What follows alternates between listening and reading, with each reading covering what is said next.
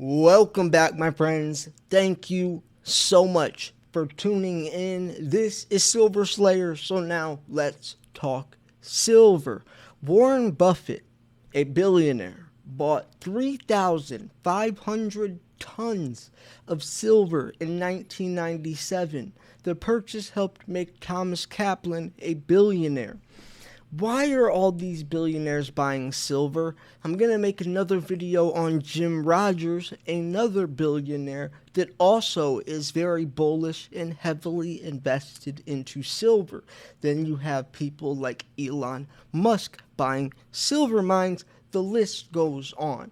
Why are the smartest, or at least the wealthiest people who have made very, very smart decisions in the investing world buying silver? Well, let's jump into that, because if you want a little glimpse into what makes silver so valuable, you gotta see why. It's just like investing into real estate.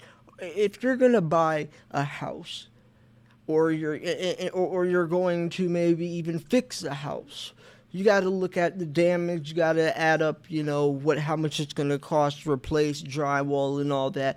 Or if you're renting a house, is in 5 to 10 years, what is the neighborhood going to look like? Are they building shopping centers or tearing them down? Building schools or tearing them down? Is the neighborhood going to look worse, or is it getting gentrified? These types of things you got to look at when you're investing. You're investing looking into the future of that asset or that investment, of where it will be. Gamblers throw money at the wall, hope it sticks, with the odds highly against them. Investors make strategic decisions based off information, and the information given shows us that silver is extremely bullish. And I think that's why these billionaires are taking advantage of this extremely undervalued price of silver. Now, before we jump into this article, I did want to mention that I'm giving away some free silver and gold. You don't got to pay 20 something dollars for an ounce of silver. You don't got to pay $800 for a tube of Eagles. You don't got to pay $2,000 for an ounce of gold, because I'll be giving that away for free. All you got to do is click one button, and that button is subscribe. Subscribe. The entry video will be posted in the next couple of days. Me and Andy Scheckman are also doing our podcast in a couple of days as well. I just got off the phone with him. And it's going to be a great time. He's actually writing a book with Robert Kiyosaki and someone else, and they're going to bang that out.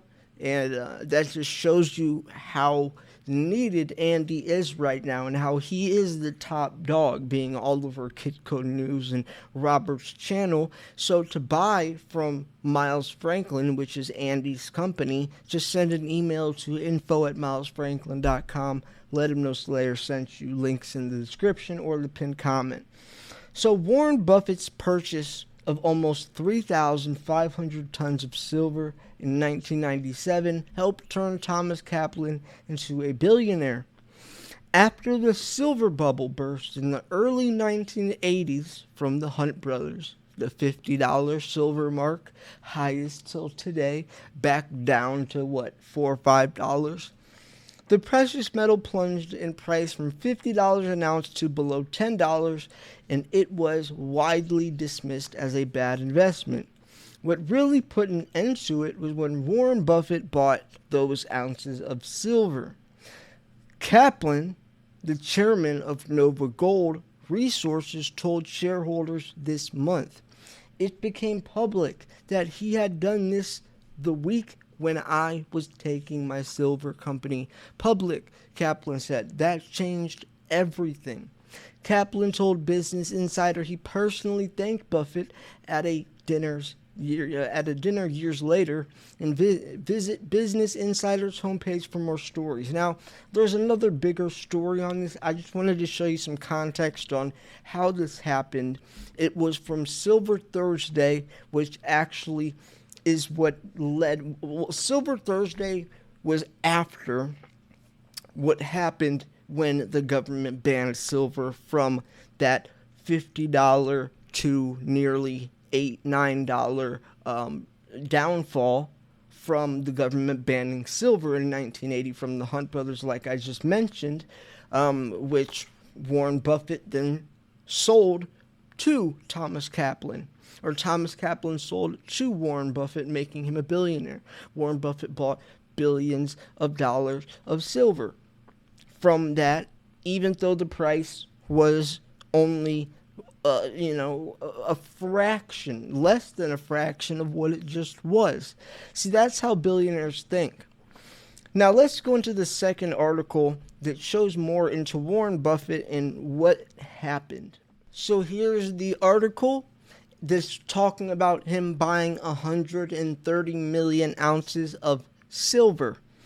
Warren Buffett is acclaimed to be the most successful investor of our times, having become, according to Fortune magazine, the country's second wealthiest man via his investment acumen. See, why would someone this wealthy invest into silver if silver is a bad investment? He knows what he's doing. He sees silver being undervalued. He knows that if the price is $8, it is going to go back up. He knew that. He took advantage of that huge sell-off, that panic selling. He took advantage of that, and he profited very largely. I mean, even if he bought at $8 and sold at $30 or sold at $50 in 2011, he made a killing. Starting 42 years ago with $100,000, Buffett is now worth more than $21 billion. His share of Berkshire Hathaway, the company he heads, makes up the bulk of his wealth. Berkshire's net assets exceeds $31 billion. It was through Berkshire that Buffett bought the 192,710,000 ounces of silver.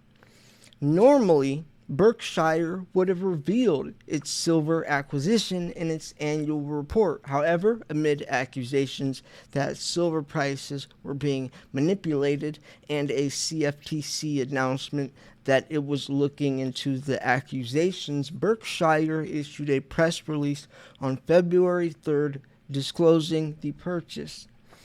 Additionally, on January 28th, a class action lawsuit was filed against the commodities firms that had been buying the silver. The lawsuit maintained the price of silver was being manipulated because the price of silver was rising as gold was going down, an unprecedented occurrence. And yes, if silver is going up and gold is going down, that is a huge red flag since they are so directly correlated. But when you're talking about the COMEX, or when you're talking about silver being bought up and there's not enough, almost exposing the COMEX facade, you could see why silver would take on a life of its own, even if it's for a glimpse, for a very small or a very short glimpse of time, and that's going to make the government very wary. That's going to make the government want to do something like push Silver Rule 7, which bans silver. Asserting that gold and silver cannot move in opposite directions ignores the laws of supply and demand. Due to central bank sales, gold is perceived to be in abundance, while silver is clearly in short supply, right? There's no gold shortage. That's why you don't see premiums on gold. You go try to buy an ounce of gold anywhere. There's not going to be a premium. You'll get it at spot price. Silver, on the other hand, you're going to see massive premiums because there's a shortage. Plus, most gold is remelted and reused and recycled and rescrapped, where silver's thrown away since it's used more industrially. While silver is clearly in short supply, for their prices not to diverge under these conditions would be anomalous. It is true, though, that gold and silver prices generally have trended together.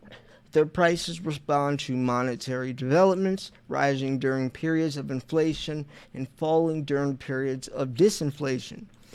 Disinflation means declining rates of inflation, and both rise during financial crisis. However, when one of the metals becomes abundant or appears to be, its price falls.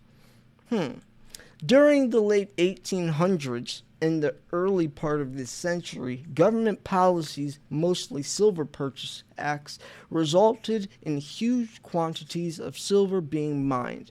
When the government stopped buying silver, its price fell, clearly responding to an oversupply.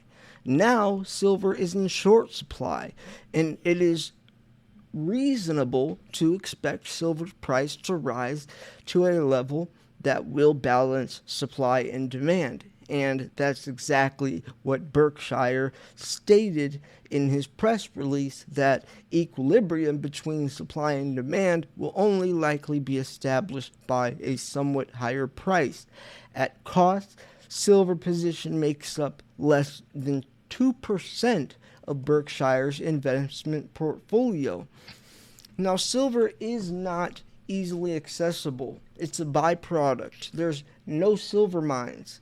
Why do you think Elon Musk has to buy a silver mine? Because direct sources to silver, if you're not Andy Schectman and you don't have the connections he does, and you're trying to buy, let's say you own a tech company like Tesla or SpaceX, or even any company, Apple, if you don't have a direct source to silver, your cost of production is going to boom, is going to explode when silver hits $50, $100. And Mike Maloney personally sent Elon Musk a letter telling him and doing the numbers for Elon.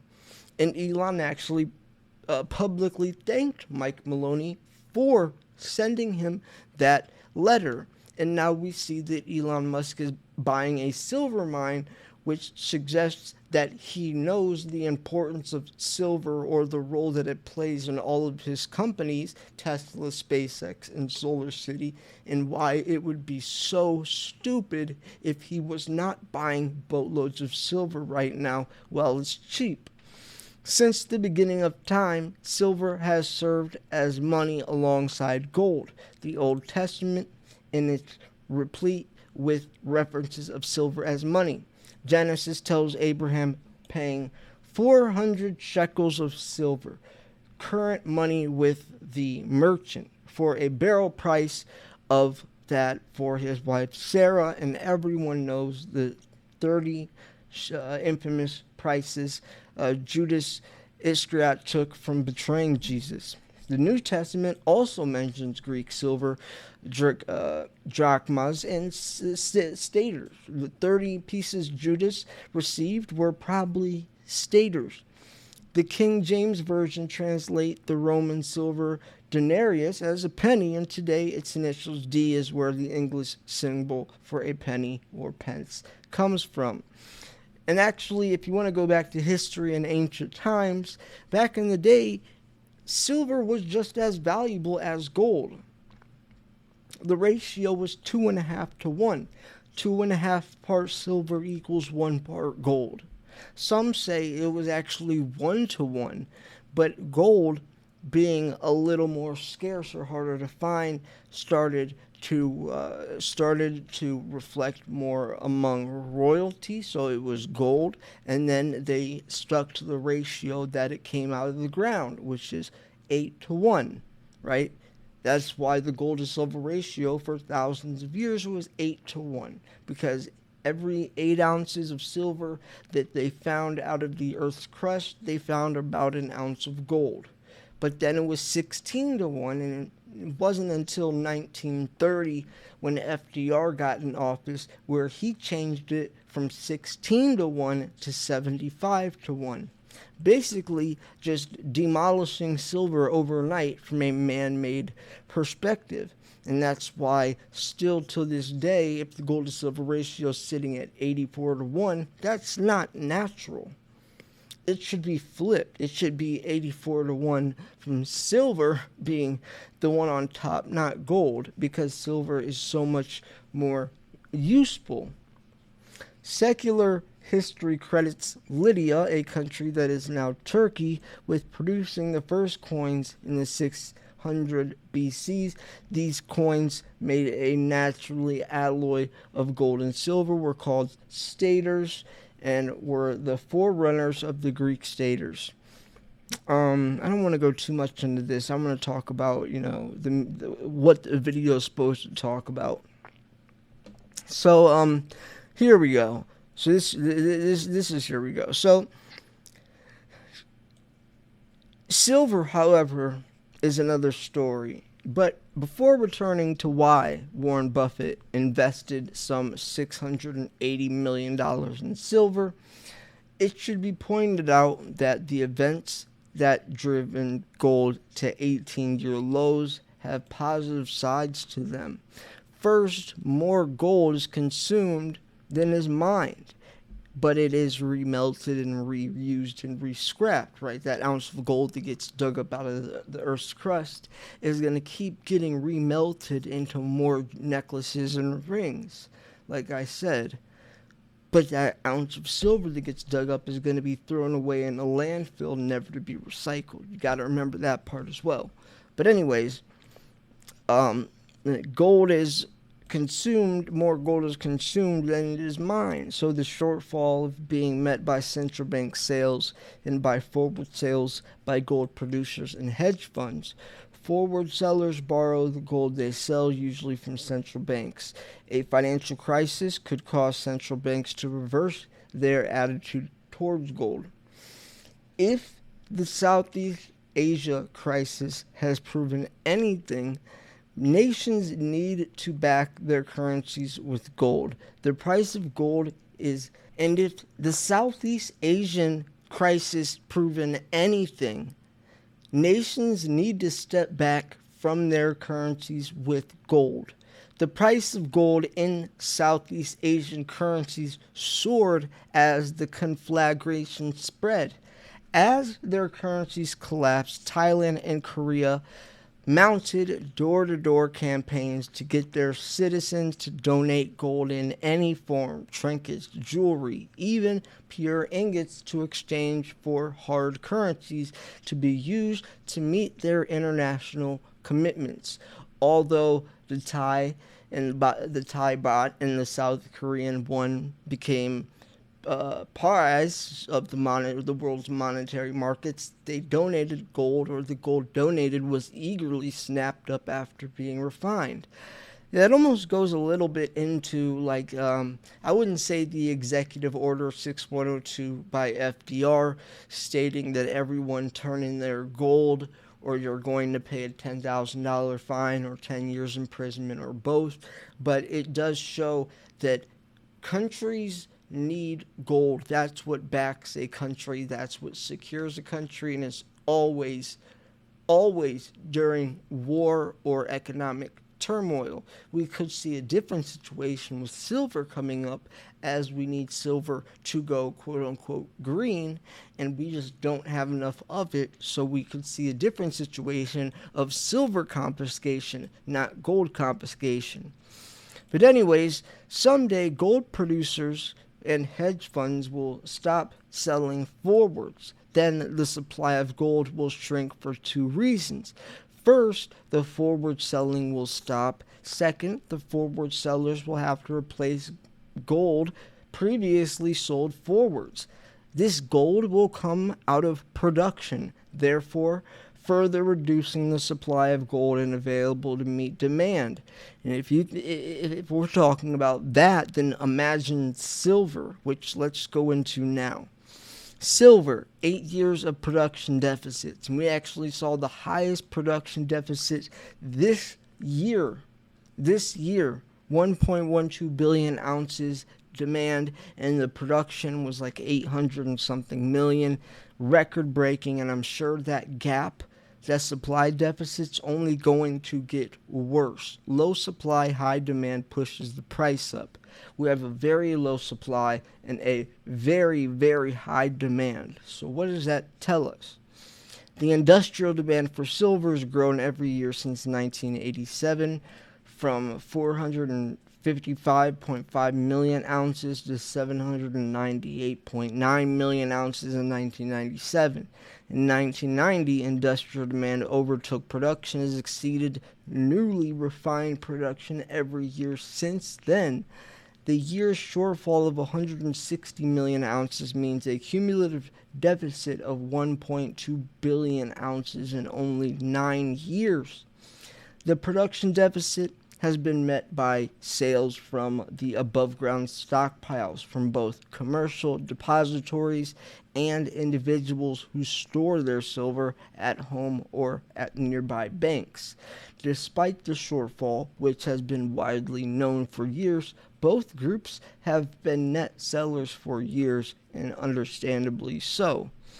For decades, even during the production deficits of the 1970s, silver users have maintained their sufficient silver available to meet demand. The surplus of the 1980s supported this position, and the notion that sufficient silver supplies will always be available has become an axiom among the sophisticated investors who ignore the work of the CPM Group, the Silver Institute, Goldfield, Mineral Services, and other analytical firms that have, for the last few years, pointed to declining silver stocks. And we all know that that is all a facade. CPM Group asserts that silver stocks are approaching critically low levels. CPM is a highly respected consultancy which analyzes all metal markets. CPM sells its reporting to mining and investment companies around the world. CPM strives for accuracy and is not part of the hype that is so often emerges from coin and precious metals promoters. Silver stocks in COMEX approved warehouses have fallen from 260 million ounces in 1995 to less than 90 million ounces in mid-April. The sharp jump in December 1996 reflects the inclusion of silver held in Wilmington Trust, which previously had not been reporting depository. COMEX-approved silver must have been refined by about 75 refineries worldwide, been in 1,000-ounce bars, and be stored in a COMEX-approved warehouse. Silver stocks in London, Tokyo, Zurich, and as smaller exchanges around the world have dropped immensely. CPM Group estimates reported and unreported silver stocks more than 410 million ounces, and that's in 1990, and that's the first years of the current production deficit, which these stocks are put at 1.6 billion ounces. In only 8 years, industrial demand consumed 75% of what once was thought to be an unlimited supply. And now we know today that supply is even lower, even more unrealistic as we try to go green, which back then we didn't even think that every automobile company by the year 2030 would be electric. We didn't even know that we would try to go solar or push this zero net emissions by the year 2040, or use these 5G towers that use silver. We didn't even know that part of it. So when you try to include that with all of this information, it just shows how unrealistic this whole entire situation is. So anyways, however, silver held by investors outside COMEX approved depositories are coins, 100-ounce bars, silver eagles, etc. also is available to meet production deficit. And like I said, we saw that deficit at record-breaking levels. And for the last few years, these investors have not been sellers, right?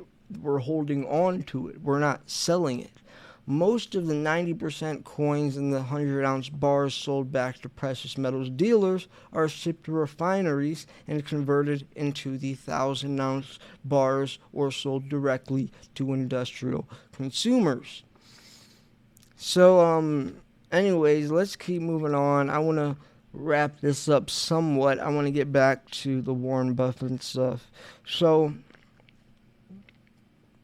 let's see. Okay, so here we go. So, although the internet is being used by some people for evil, the internet contains a wealth of information and facts, sometimes erroneous positions on nearly all topics. And that is true, right? You can use the internet to distract yourself with boring, or not even boring, just with random BS that's not teaching you anything. But I found the silver stacking community on YouTube. I wouldn't be in the position I am without the internet. You guys wouldn't have found my channel without the internet. So it can be used for bad or good. Especially nowadays, we're reaching younger generations when you have apps like Robinhood or Forex or even Coinbase, if you want to go into the crypto world.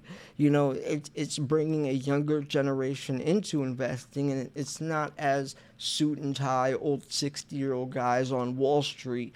You know, it's much more hip, it's much more hype, and it's going into younger people, not only feeding in more money, but also just more eyes and opportunities open.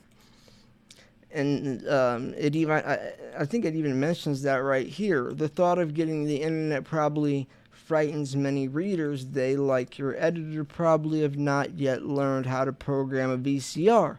If you are one of them, but would still like to look at the website, have your grandchildren pull it up for you, I guarantee they could pull it. Okay, that's it.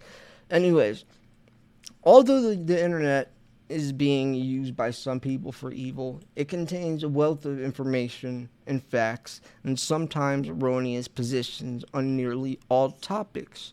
Our website would be linked to others. I'm not going to try to promote them. The Silver Institute, I highly recommend. I call them the holy grail of information. So let's go into here. They talk about myths. So let's go into here. Reportable sales, confiscation. Confiscation is extremely controversial because we would be confiscating people's gold and or silver for different reasons. The United States is already in a very sticky situation, moving into or trying to move past or overflow, I would say, the BRICS nations' digital currency backed by physical commodities, kicking off the US dollar as the world's reserve currency. I don't know how the United States would get past that, since the USD is what every country relies on. We have our hands dipped in everything and anything, and if that isn't the case anymore, what would happen to the dollar? We're already $32 trillion in debt. We're already throwing trillions of dollars left, right, front, center, sideways, and in the middle. And what would happen when it hits 100%? Would it be a complete reset? Would we have to have our own digital currency? Some states in the United States are reverting back to the gold standard. We're in such a weird time right now that nobody could say they know what will happen, but I guarantee that in the next 5 years, things are going to be very different. And if you're not investing into something like precious metals, then you're going to be SOL. And that is not an understatement. Times are changing. There's a huge power shift. We're playing checkers and China's playing chess. And at the end of the day, it's looking like the United States are going to be coming out at the bottom. The entire world is kicking us to the curb, right? So, and people, nobody knows about this either. That's the saddest part. The saddest part is the average person doesn't even know what the BRICS nations are. Doesn't even know that the United States is $32 trillion in debt. People think that the United States is rich. We're not rich. We are severely in debt. and we're in a very, very dangerous situation messing around with foreign geopolitical events and handing out stimulus that we just don't have. So anyways, yeah, I'm going to wrap this video up here. If you want to keep reading on, I'll post a link to this article in the description. Like always, make sure you subscribe if you want a chance to win silver. Just send an email to info@milesfranklin.com. Let them know Silver Slayer sent you. They will hook you up. Andy Schechtman's the CEO. You'll see him on my channel. If you want to watch our past interviews of the Silver Stacking podcast, I highly recommend it. All you gotta do is go on my channel and click playlists, and it will show all of our episodes. Each of them have like 100,000 views. You guys absolutely love them, and they're very fun to do. Since Andy is an insider, he gets the inside scoop from companies like the U.S. Mint. Since the U.S. Mint banned everyone from publicly buying from them, me and you can't buy straight from the U.S. Mint anymore since last year, but Andy can, because the U.S. Mint handpicked a few dealers and they chose Miles Franklin. That's how reputable this company is. And it's like buying from your friend compared to buying from someone online, because if something were to happen, just hit me up and I will put you in direct contact with Andy, and he will fix it. I can promise you that. Anyways, thanks for tuning in. This was Silver Slayer. I'll see you guys soon. Peace.